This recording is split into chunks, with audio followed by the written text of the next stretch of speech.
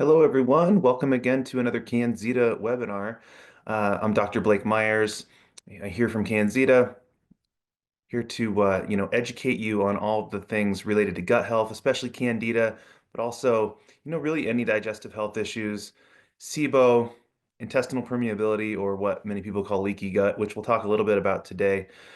Today's topic is one that I think many of you are going to really appreciate because this is a very common problem that happens, and that is food sensitivities, but not just any run-of-the-mill food sensitivities as they relate to Candida. And I'm going to share a few other things from what I have seen clinically with food sensitivities and gut issues, and how you can resolve those. Give you some tools here today for how you can start to overcome that. So, without further ado, I will share my screen.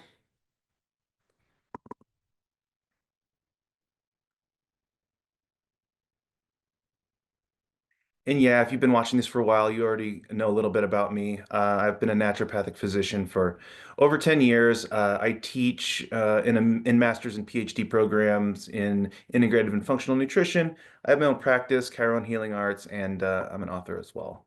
So what we want to talk about today is first, I want to educate you, right? I'm always trying to educate you and empower you in that way through being knowledgeable about your body and health, and so that you can take action, for yourself and not always have to rely on others. And so I think that this topic is a good one to understand a few differences so that you can know where you can take action yourself in some of these ways, and what other ways that you want to seek help from someone.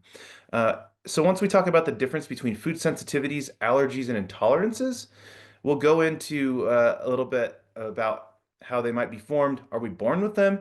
Can they form over time? Can they go away? That's a really big, important one. That's one that most people want to know, right? What's the link to Candida? I'll talk about that. And then I'll give you some tips on how to resolve food sensitivities if they've arisen, in particular around issues of Candida overgrowth in the gut. Food allergies, sensitivities, and tolerances are all different things, but you'll hear people a lot of times use these terms interchangeably, but they are different things. And so uh, you might hear someone say that has a food sensitivity, say they have a food allergy, for example, but they are different things. And an allergy is an immune mediated reaction. And specifically, if you look at these two categories I have here, I have immune and non-immune reactions. So under the immune reactions, these are all immunoglobulins, immunoglobulin E, G, and A. So if you've heard of an IgE reaction, that is a true allergy. You can have an IgE reaction to a food, to something in the environment. You can have IgE reactions to a bee sting, lots of different things. These are like the true allergies that at their worst can be anaphylactic. Uh, but there's other immune system responses that are not intense like that, and they can be delayed. And these can be from these other immunoglobulins that are in the immune system, like IgG and IgA. There's non-immune reactions as well. So they might involve enzymes, they might involve the microbiome in some ways, and they might involve malabsorption. So there's different mechanisms going on that can create the difference between allergies, sensitivities, and intolerances. So when you think of if you have an allergy, the symptoms are going to be things like hives and itching and swelling and potentially anaphylaxis, right? When we're dealing with an IgE or an IgA reaction, so there's a lot of IgA in the gut because IgA is a mucosal membrane immunoglobulin, so it's part of our immune system that helps to protect our mucosal membranes. There's a lot of IgG there too, especially on uh, the opposite side of the gut barrier, where a lot of our immune system cells reside. And these are what we would typically think of as a food sensitivity. They might be related to IgG, IgA reactions. And so, really, you might have digestive symptoms with the food sensitivity, but you could have many other symptoms all over the body. Fatigue and headaches and brain fog, these are common ones, but it could be anything, any part of your particular constitution that is sensitive, you could have a flare up, it could be joint pain, lots of different things. And IgA, it's not as clear, if there's an IgA reaction to a food, let's say, um, how exactly that might play out in the immune system, but potentially digestive health issues, mucosal issues, and maybe like congestion or something, right? Because that's a mucous membrane, and so your immune system talks across your body, so you can have inflammation and immune system crosstalk, if you will, to different parts of the body. So, an intolerance, I haven't mentioned an intolerance. That's a very specific thing. And the most common one that we all know about is lactose intolerance. And lactose intolerance is because you lack an enzyme, lactase, that breaks down the sugar lactose in dairy products. And so what ends up happening because you can't digest the lactose is it sits in your gut and it ferments and it pulls water into your gut basically. And you'll get, if you have lactose intolerance, you'll get digestive system issues, bloating, and diarrhea. So it's mainly a digestive system symptom if you have an intolerance such as that. But intolerances, we don't think about them quite as much. Otherwise, it's either an allergy or it tends to be, if it doesn't fall into the allergy realm, most of the time it's a sensitivity. And so, um, if you have a sensitivity to a food, it could be immune system related, like I said, but it also could be, think about other reasons that you might have, undesirable symptoms from a food. It could be things that aren't related to your immune system, right? It could be that you have reasons of malabsorption, and that creates a lot of digestive issues um, and potentially nutrient deficiencies, right? It could be the microbiome, right?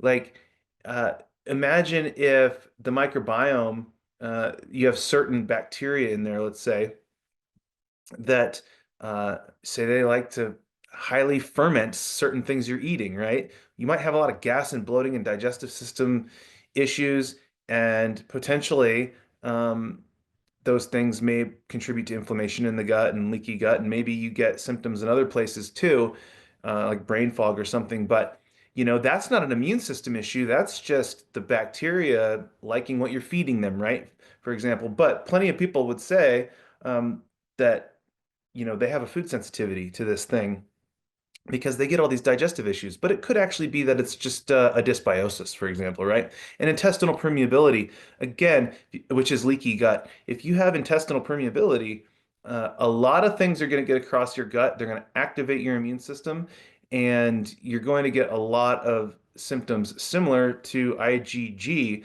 Some of it may be related to the immune system, but you may have symptoms of not feeling well that aren't necessarily because of the immune system. It's because a lot of stuff is getting across the gut barrier that shouldn't. Okay. So just some things to think about.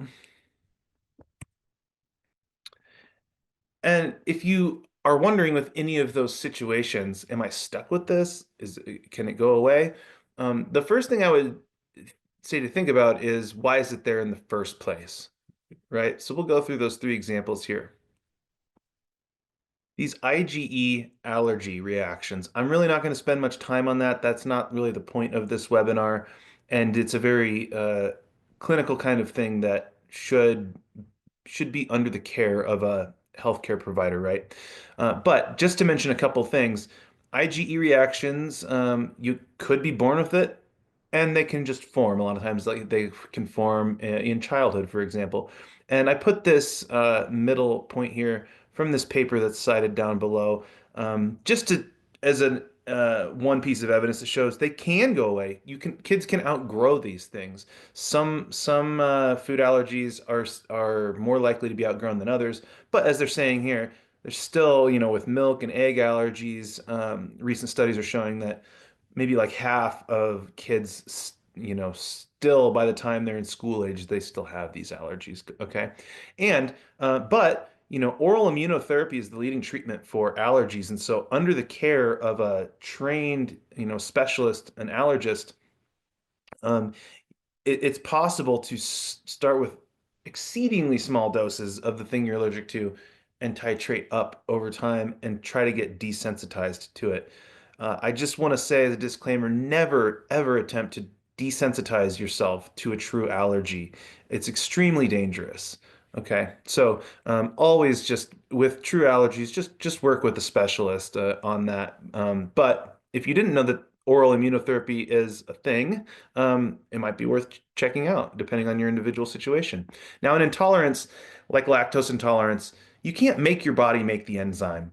So you can't make it go away, but we can take lactase enzyme if I wouldn't recommend drinking a whole glass of milk, but for some people, depending on how intense it is, they might be able to take a lactase enzyme when having a meal that has a little bit of lactose in it or something like that, right?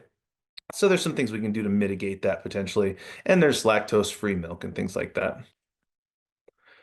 Okay, but what we're really here to talk about is this. I just put this all in the category because if we're talking about a food sensitivity, all we're really talking about is you have undesirable symptoms, right? And so those symptoms could be maybe any number of reasons that you have them. And so I lumped the immune system things here with the microbiome and intestinal permeability.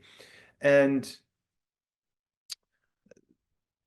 am I stuck with them is an interesting question. So what I want to start with is that there are some food sensitivities that from my experience, people can have a food sensitivity that they're born with. Many little kids have a food sensitivity, and you figure it out while they're breastfeeding. You figure out that their mom is eating something that they don't do well with, and it's possible that that's not an issue later on, but it may just be a food category that they have an issue with uh, for the rest of their life. So that can happen. But where we have a lot of work we can do is in sensitivities that develop over time for reasons of poor gut health, such as Candida. And that's kind of where I want to talk about because I have a feeling a lot of you have experienced this. So what's the link between Candida and food sensitivity? Well, Candida creates intestinal permeability and it creates dysbiosis. It is a dysbiosis with an characterized by an overgrowth of yeast, but there's a bacterial dysbiosis too. The healthy gut bacteria are also out of balance because the candida is out of balance. That's just sort of how it works. So I already said like if you have intestinal permeability, you're going to get more things across the gut barrier. You're going to get increased immune system activation, and over time, this can create food sensitivities and increase immune reaction to certain foods.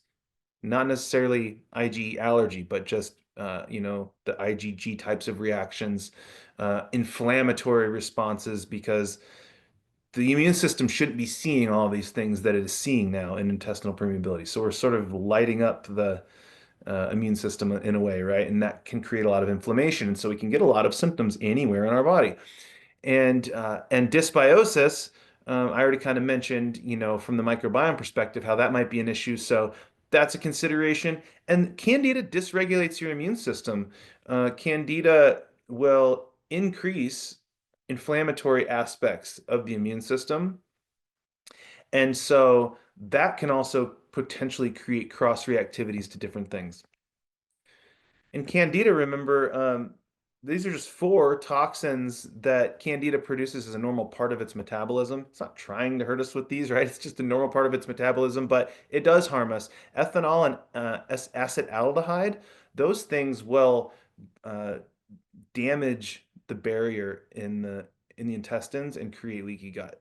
Between the cells in the gut, uh, it's just one cell layer thick from what's inside the gut to the other side where all the blood and lymph and immune system and all of that are. So, between the cells, there are like little gates that have to open and close, and they're supposed to be selective, but those things kind of get broken down by ethanol and acetaldehyde and potentially candida lysine, which is a little bit of a newer toxin on the in the research that candida produces. And this is a common picture that I want to talk about. And I think there's maybe going to be a number of you that watch this that are like, oh my gosh, this is what's happened to me. And if it has happened to you, I'm sorry because it's a really difficult situation to be in, but I'm also glad that you're watching this because we'll talk about how to start to work your way out of it. But there's a cycle that can happen. I've seen this many, many times in practice where you're sensitive to a food or foods, maybe your digestive health isn't the best to begin with, right? And you're like, you kind of figure out, oh, there's this food or a couple food categories that I don't do well with.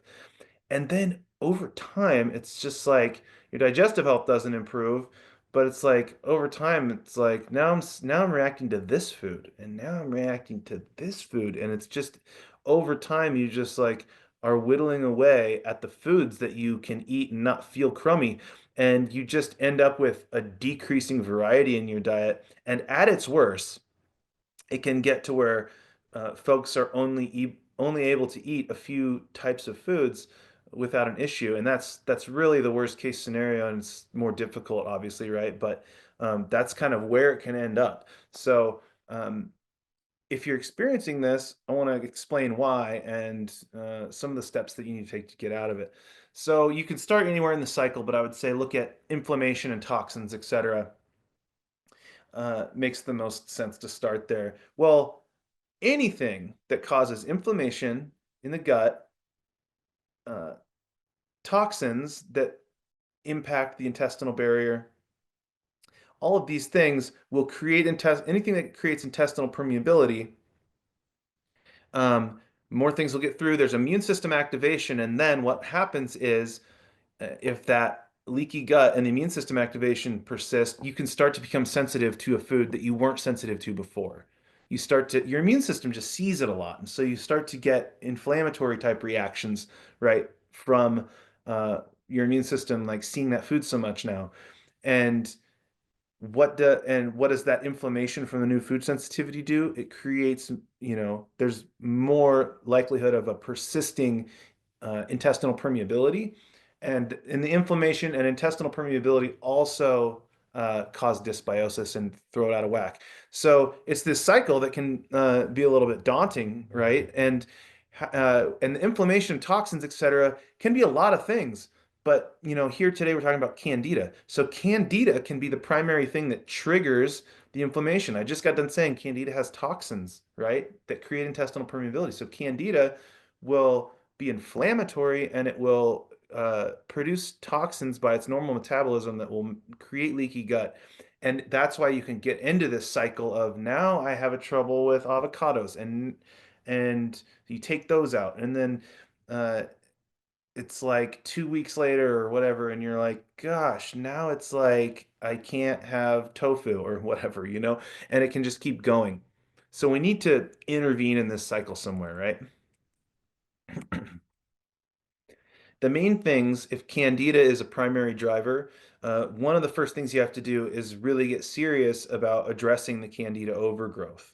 That doesn't mean that the food sensitivities are going to go away right away, but if you try to do other things like repairing leaky gut, for example, and decreasing inflammation, it'll probably help, but the Candida in the scenario we're talking about is a primary driver, right? So we need to start addressing the Candida overgrowth, but at the same time, we want to also help decrease inflammation and repair the intestinal barrier, which luckily, when the insult is gone, the gut will heal relatively quickly. And one of the things that's really helpful to do at some point in this process, which I'll talk about, is to do an elimination-rechallenge diet. You might also know it as like a low allergy diet, depending on where you've heard it. And this is to identify any true food sensitivity. And that's my cue to mention this idea that I'm going to go back to this cycle. So anything that creates inflammation, right, can contribute to intestinal permeability and so on around this cycle. Well, I got done saying a few minutes ago that some people are born with food sensitivities. Some things are what I would just term a true food sensitivity. A true food sensitivity can, that's if you're eating that food regular enough, you can create this cycle where you start to have issues with other foods. The key in that situation is to discover the true food sensitivity and avoid that food. And you will start to be able to eat the foods that over time you couldn't, decreasing more and more, right? I'll give you an example from a family member. Uh, a family member was having a lot of symptoms, like especially headaches and pretty intense brain fog and things that seemed like, wow, this might be a food sensitivity thing. I think I should probably, it would happen in the morning after eating out and different things. Should probably figure this out. They decided to eliminate dairy products for a few weeks to see how they felt and then reintroduce them and try it. So they got rid of dairy products and uh, in general felt better and didn't really have the symptoms over that time of the headache and brain fog, and then challenged it, which means just eating it, right, in its most kind of raw form, which would be like milk usually in this case. And so to test it, right, how do I feel after I eat it? Well, and then they had issues, the same issues the next day. They felt like crap. So um, they're like, oh, I need to avoid dairy products. I'm sensitive to dairy. Well, they did, but then over the next like 6 months it was they were doing better, but there were still times where it was like, I don't understand. Like, I didn't have dairy last night, but I don't feel good this morning. I'm having some of these symptoms. I don't think I had dairy. Trying to go over all the foods, right? And this happened enough that uh, that some more digging was done. And what they ended up figuring out was when they tested eggs, uh, chicken eggs, they didn't have the symptoms. They re-challenged, just like with the dairy, they re-challenged the eggs. Boom, same textbook symptoms for them, right? And so they're like, okay, well, I need to avoid eggs and dairy. And then what they eventually realized was they could eat dairy and they felt fine. They didn't have symptoms. Okay. So this is an example of what I'm saying, that egg was their true food sensitivity. They still can't eat eggs. They'll have the same exact symptoms every single time of eating eggs, but they can eat dairy now and they're fine. So the moral of the story there is that their body was reacting to dairy because the primary trigger of this whole cycle of inflammation and intestinal permeability and such and immune activation, the primary driver there was egg was still in their diet, right? It was a sensitivity. So I hope that makes sense, that that can be another primary driver. So that's why I would say do an elimination-rechallenge diet at some point in here, because you want to try to find what the true food sensitivity is, but you got to kind of wait until you're out of the phase, if you will, where everything is causing a reaction. Oh, and the one other thing before I move on that I want to say is, if you, I'm not a big fan of IgG food allergy tests for different reasons that I won't talk about here, but if you do those, and what this cycle will look like is the whole test will light up like a Christmas tree. Over time, it'll be more and more stuff. Um, and that's just because the IgG goes up in proportion to how much you eat of food and essentially how much the your immune system sees that food. So over time, it'll just more and more stuff will light up on it. And if you have one of those tests and everything's lit up, well, you're not going to take everything out, and everything's not an issue. I feel very comfortable saying that from my experience. Everything's not an issue. It's that you've got leaky gut, probably. So just in case you've seen those results. Okay, so the first thing that we need to do is we need to get on a good initial Candida diet. And in the situation of having a lot of food sensitivities, I would say the MEVY diet is a good place to start. If you're having issues with those foods, I'll touch on that in a minute. But the MEVY diet is meats, eggs, vegetables, and yogurt. And I would say do the MEVY diet for like a month is a good time frame, to 3 to 4 weeks, and then start adding in other foods somewhere in there. Maybe even after a couple of weeks, but I would say maybe it's a little easier as its own phase after the MEVY diet is this elimination-rechallenge, or like a low allergy diet phase, um, to begin trying to figure out if there's a true food sensitivity that's going on. But the MEVY diet is an essential part of getting the Candida healing journey going. And I'll go over that diet here more in a couple minutes. And supplement wise, this is really important because this is how we start to really get at the Candida with the diet. And then uh, our protocol here at Candida is three formulas. We have formula remove, restore, and rebuild. And what I'll talk about is in the food sensitivity realm, you might be better off to actually use the recharge formula instead of rebuild. The MEVY diet, I got a couple slides here that have a lot of writing on them. It's not intended for me to read it all to you, but you can pause it and read it if that works better for you as well. Um, Meat, it can be, it's just it's fish, chicken, and any other type of animal product, really. And eggs are a great protein source. They're part of the diet. Vegetables, I would say, in general, any vegetables okay. Initially, you might have to go lower on, higher starch vegetables. So down here towards the bottom, I've got examples of like potatoes and beans and squash and carrots and beets, right? Like it may be good to decrease those for a couple of weeks. But in general, we just want to get a lot of vegetables and fiber in, and yogurt for its probiotic properties. It's a low carbohydrate diet, and although you can't really starve Candida out because they can move their metabolism around to eat whatever is available, essentially, it's good to restrict their preferred energy source, really. It may make them more susceptible to antifungal treatments. And um, I want to just mention fruits as well, that, it's fruits is not in the acronym, but I've found that like berries, for example, they're low glycemic index, low sugar fruits, and they can really help with sugar cravings if that's like an intense thing going on for you. So I don't have an issue with having people eat even like a cup of berries a day. They're actually really healthy for your microbiome.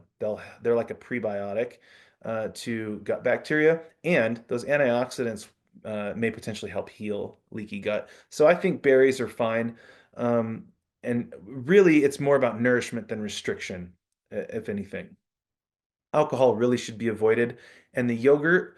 Uh, needs to be plain. If you ever look at a label on a yogurt, at least here in the United States, I don't know how it is necessarily other places in the world, but if you look at any flavored yogurt, it could just be vanilla yogurt. There's tons of sugar added to it. So just get plain whole milk, full fat yogurt. And also, if you're trying to have lower carbohydrate vegetables for a couple weeks, something that might be helpful is if you just look up a ketogenic diet list, there's like lists of vegetables on a ketogenic diet that work well, because a ketogenic diet is a very low carbohydrate diet. It's a totally different thing. We're not trying to go into ketosis with the MEVY diet, but that the list of vegetables that you'll find, those are all low carbohydrates. So that's maybe a helpful thing if you're trying to, lower the carbohydrates for a week or two in the MEVY diet. And but any of you watching this that are having any of these issues that I'm talking about, it's possible that there are foods within the MEVI diet that you already react to, right? So within reason, I would say avoid those things for now. Um, if it's if it's something in the meat animal product category, um, find what you do well with. Rotation can really be your friend here too, because uh, remember I was saying the IgG immune system reaction will go up based on the amount that you're eating the food. So it helps to decrease the food, but it also helps to rotate. So I would say, like, if you don't do well with fish, okay, well, avoid fish for a couple of weeks in the MEVI diet. Um, do everything else, but rotate them through, you know. Try not to eat the same thing every day. That will probably be helpful because you may start to find an issue with that food before you kind of get through this whole process. So rotating can be really helpful. And if bloating, gas and bloating is the primary symptom that you're having when you're doing the MEVY diet, in terms of like food sensitivity type of reaction, it may be that the bacterial dysbiosis going on along with the Candida, that you're having issue with highly fermentable foods. So you might try during this 3 to 4 weeks of the MEVY diet, you might try for a few weeks that the vegetables that you eat are low FODMAP vegetables. And again, you can look up a low FODMAP um, diet, and it's not meant to be a long-term diet at all. But you can look at what vegetables are going to be low FODMAP, and that may help by basically decreasing the food sources that those certain types of bacteria want. Because by the time you get a month into this, there should be enough shift in the candida numbers in the microbiome that things are starting to improve. Oh, the other thing I wanted to mention about rotating is, pay close attention. And sometimes journaling is helpful, a journal of symptoms and foods you're eating and things. Because if you're rotating foods and let's just say you're rotating chicken and and beef and fish, something like that. Um, and it's like the beef and chicken days you feel fine. And you start to notice by paying close attention that the days you eat fish you don't feel good. That sort of example, and it could be the same sort of things with vegetables, maybe you start to discover a real food sensitivity that's like kind of underlying everything by doing that. So just paying attention to how you're feeling, right? You want to start adding more foods whenever you can, though. Around weeks 3 or 4, like I would say, start adding in some brown rice a few times a week, maybe even. There's a lot of fiber there. See how you do with it. See how you do with if you haven't been eating citrus, maybe try adding in some of that, just anything that you've been cutting out. I think it's good to slowly start adding it back in, but paying attention once again to your symptoms as you add them in, one food at a time.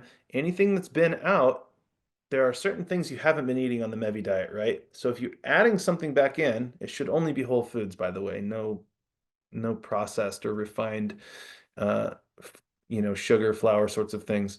But if you're adding things back in, pay attention when you add it back in, and pay attention for 2 or 3 days after you eat it. Maybe try it and then wait a few days, because these reactions to foods can be delayed. They're not immediate types of things a lot of times. And at some point in here, you want to, I would say first you want your diet to feel like diverse. You don't want to feel like you're pigeonholed into only a few things when you do this elimination-rechallenge diet. I would say, be on the MEVY diet, do the supplement protocol as I'm going to describe it, and hopefully after like a month, you'll realize like, oh, I can actually eat quite a few more foods. I'm doing okay with that. And then at some point when you're kind of there, try this elimination re-challenge. I'm not going to read all this. I'll just explain the general concept. You eliminate a food for at least 2 weeks. A month is probably better, but at least 2 weeks, and you need to pay attention to any symptoms that you do have. If they improve, the idea is you feel a certain way, you take a food or foods out, and you feel better.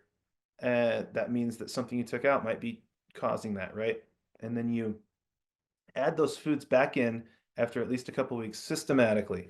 So you add it back in its most whole form. So uh, with like milk, for example, you're going to drink a glass of milk, let's say, and that's it. And you're going to wait for 3 days, because this could be a couple of days later when you actually notice reactivity, right? If you have a reaction, it would be those symptoms that got better came back. Say, oh, that food's an issue. So then you take that out, and then you retest something else that you had taken out and see if that's an issue. Now, if you're again, if you're in this phase of reacting to all kinds of things, this doesn't really work in that, because you're reacting to a lot of things. So this is more helpful to find a true food sensitivity once you're out of the weeds a little bit with doing the MEVY diet and doing the supplement protocol. And in the first phase, as I call it in the supplement protocol, it's the first 3 months, but sometimes the whole first 6 months are the same thing. Just depends. But at least the first 3 months, um, getting up to a therapeutic level of the formula remove is really important. But I start low. Okay, so you did a stool test, it came back positive with Candida. Um, you want to start maybe a tablet a day, see how you feel. You want to, if you feel good after a few days, you want to increase every few days to 7 days, maybe. Um, it depends on how each person, how slow they need to go. Sometimes people can just increase like a tablet a day. It just depends.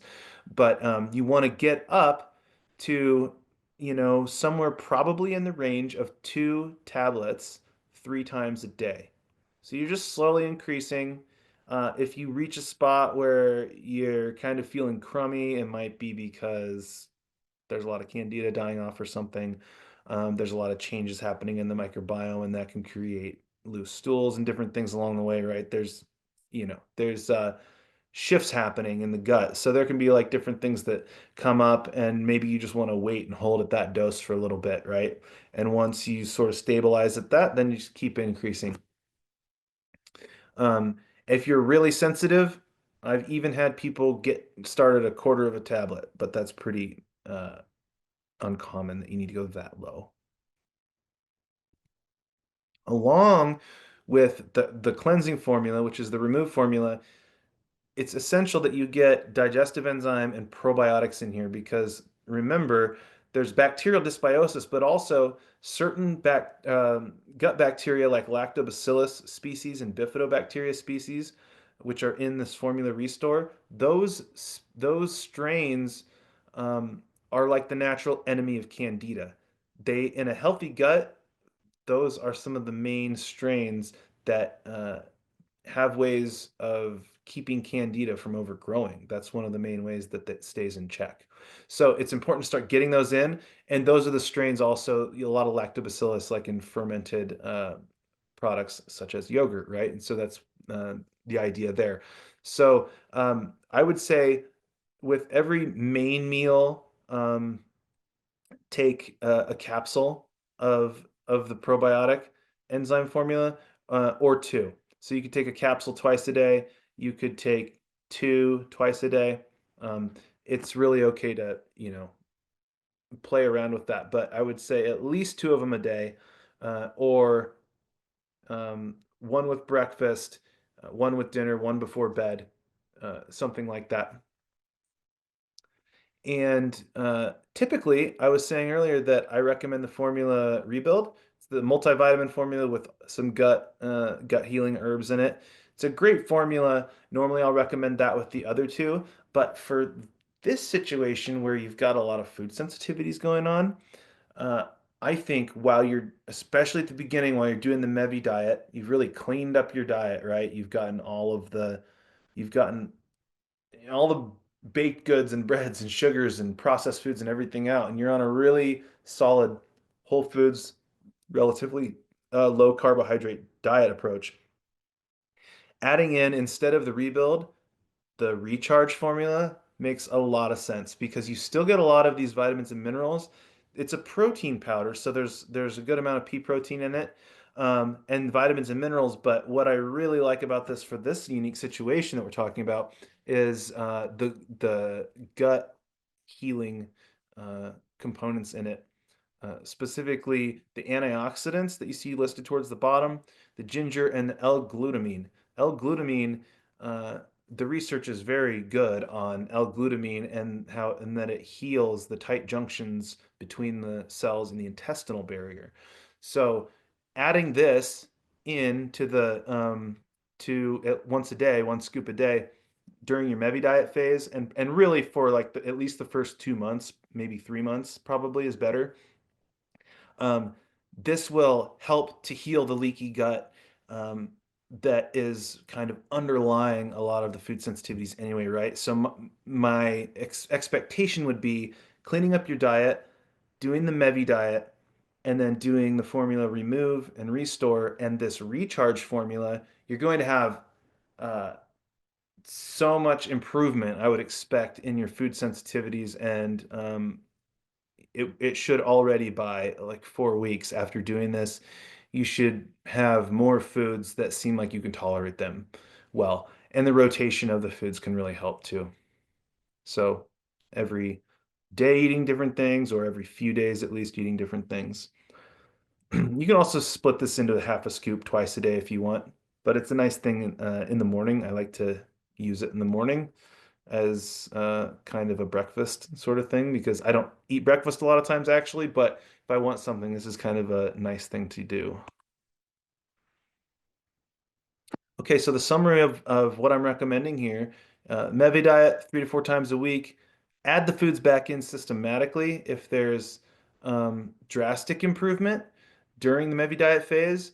Be curious if like maybe it's just because your diet really did need cleaned up and Candida's going away and all the things I was mentioning. But it's also possible that there was something that you really had a strong food sensitivity to that was in there that may be like sort of a true food sensitivity, as I was saying. So if you have drastic improvement, add it in systematically, just like you're doing the elimination-rechallenge. Um, Add that back in and see, because that's going to be a lot of help if you do have that going on. You figure that out. The elimination-rechallenge diet. I like to tell people to start with the most common foods, which in my experience would be like wheat, um, well, I would say wheat and gluten. So yes, gluten is in wheat, but gluten is in other things. So, so I would think of them in two different categories potentially. Um, Wheat, gluten, dairy, eggs, and potentially soy, and potentially potatoes. So those are some of the things that I might think about right away. And there's many different ways you can do the elimination-rechallenge diet. You can start with one food, just meet yourself where you're at. You don't have to do it all at once. So if it feels like a lot, uh, then just do one food category. That's fine. Take it out for at least a couple weeks and then retest it. Um, but a lot of times I'll tell folks to do a few food categories because it's easy enough usually for folks to take a few out. And so there are elimination-rechallenge diets out there that you'll see that are huge. They take almost everything you could imagine out, and you eat like the most intense one is like lamb and pear, and you just eat that while you eliminate stuff, and then you systematically re-challenge everything. And it's like, I have never had anybody do that because it seems very impractical, but that is a thing that traditionally has been done with an elimination re-challenge diet. So just to say, there's a wide spectrum of how to do it, and I might start folks if we really want to go at it. We'll start with with 5 categories like of what I mentioned. And if everything comes back as seeming to not be an issue with that, we might we might try some other foods as well. And there may not be any sort of true food sensitivity. You might find that after healing your gut, you don't have any foods that are issues. That would be great. I hope that for you.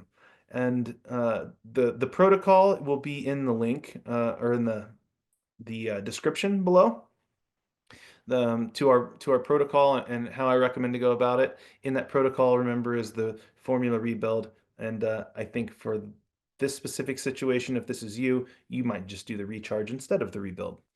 And uh, you want to follow the protocol because it will help cleanse Candida. It will help restore eubiosis, which is the balance. It's the opposite of dysbiosis, basically. You're going to replete nutrients and you're going to repair your gut, right? And so that's all the things that I was saying you kind of need to do to get yourself out of the cycle of food sensitivities. I really hope this is valuable for you, and please reach out if you have any questions at all. We're always here for you at Candida. You can get a hold of me through Candida if you have any questions directly for me. Please subscribe if you're not. Like the video. Feel free to leave comments, what you think about this video, or any questions below. Take care, everybody.